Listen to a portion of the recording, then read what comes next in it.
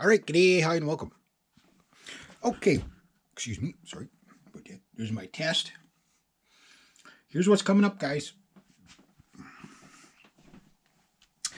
We're coming up to my 1-year anniversary on the 28th.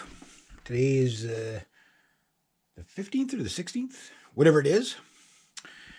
And now I'm going to answer a few questions about my drums. I had some questions about my drums. Well, I got it set up the way I do, stuff like that. And a few clarifications. So when all you evil commenters came in and commented, I really appreciate that. That's fun.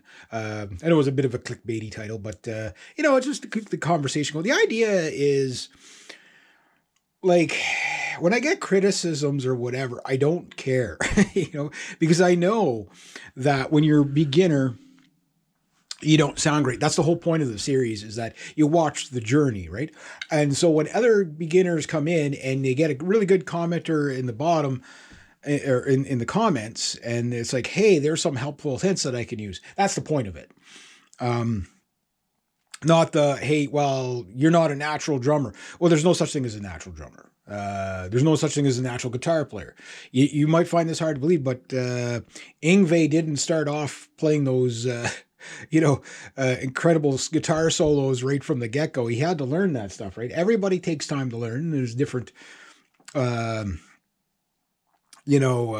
different levels that people learn at. There's no such thing as natural talent.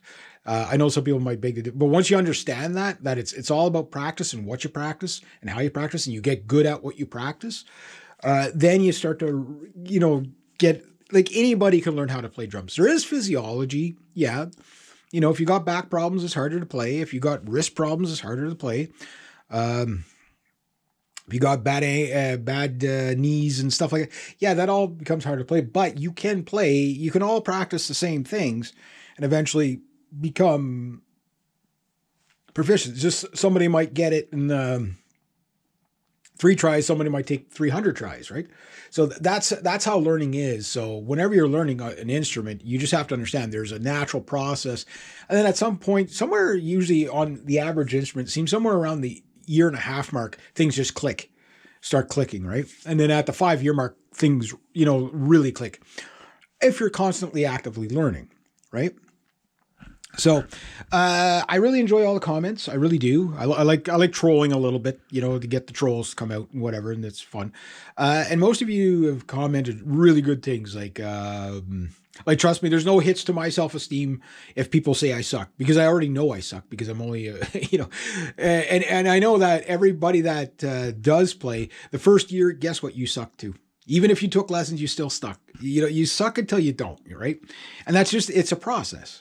So maybe you were a little further on in your process after the first year, maybe a little bit less. Some people might be a little further on, a little further less. So you can't judge it like that. You got to judge it by, number one, I agree with most commenters, just have fun. Yes, that should be one thing, whether you play guitar, mandolin, don't mind the mess here, violins, whatever it is, bass, whatever you play, drums, whatever.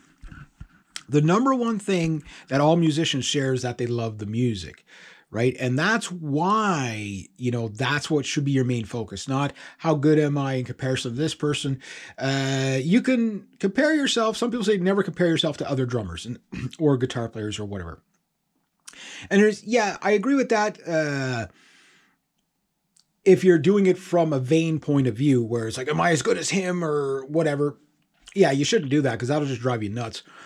Because people have their different styles and stuff like that. Even if you're learning the same thing, you might play it slightly different, just because you're, the tweak of, the way you play things.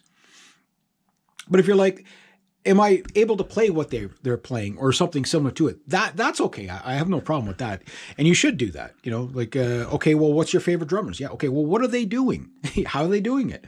You know what I mean? That's the stuff you got to learn. So what I'm going to do is I'm going to give myself my first test.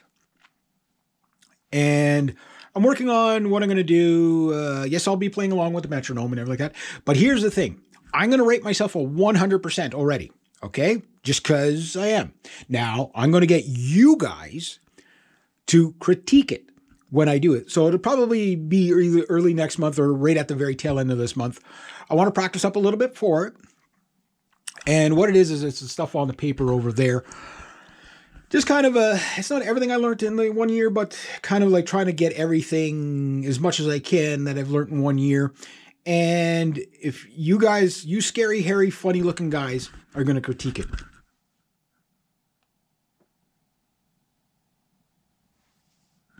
Anyway, so there's that, right? So when I do this, I'll post it as first year test one for 1 year test or something like that. I'll title it something like that. I'll post it on the drum forums and you guys knock yourselves out. And anything you see that's inconsistent or anything that you see that's really good, go ahead and say, okay, I like how you do this because that'll help you this way, but maybe try this. Put all yours, grade me on it, right? That's the whole point there is grade me on it. Again, if you just want to say I suck, go ahead, but I prefer if you say I suck, why you think I suck. You know what I mean? Because it's not about me. It's about maybe it's a little bit delusions of grandeur, but probably in the near future, these videos are going to start to get a little bit more popular. And it's just like, okay, the guy was so bad, but then you're going to seek out the first, okay, what was he like 1 year ago? What was he like 2 years ago, et cetera, et cetera. And you can say, wow, this is the progress he made in this amount of time. And you're going to see that that's kind of the natural thing of pretty much every musician is there's a progress to it where it's like they sound the same, and then suddenly they hit a plateau and then they hit another plateau and then they plateau for a while and then something new comes along.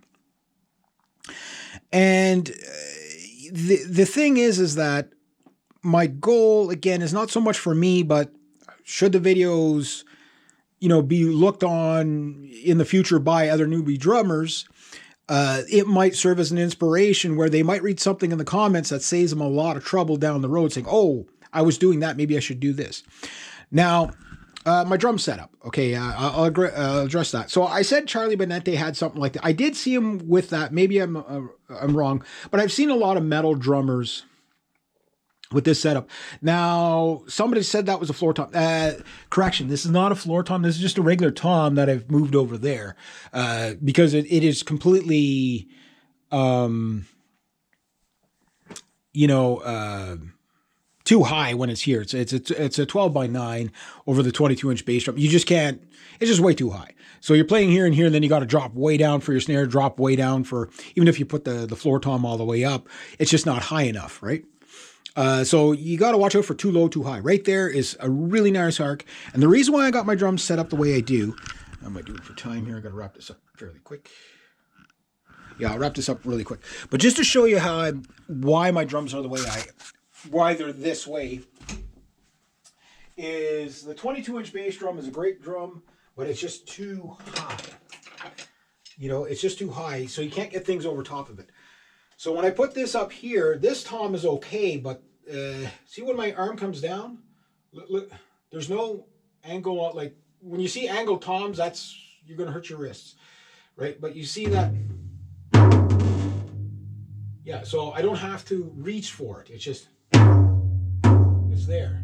Don't have to reach for it. It's there. Shoulders nice and relaxed.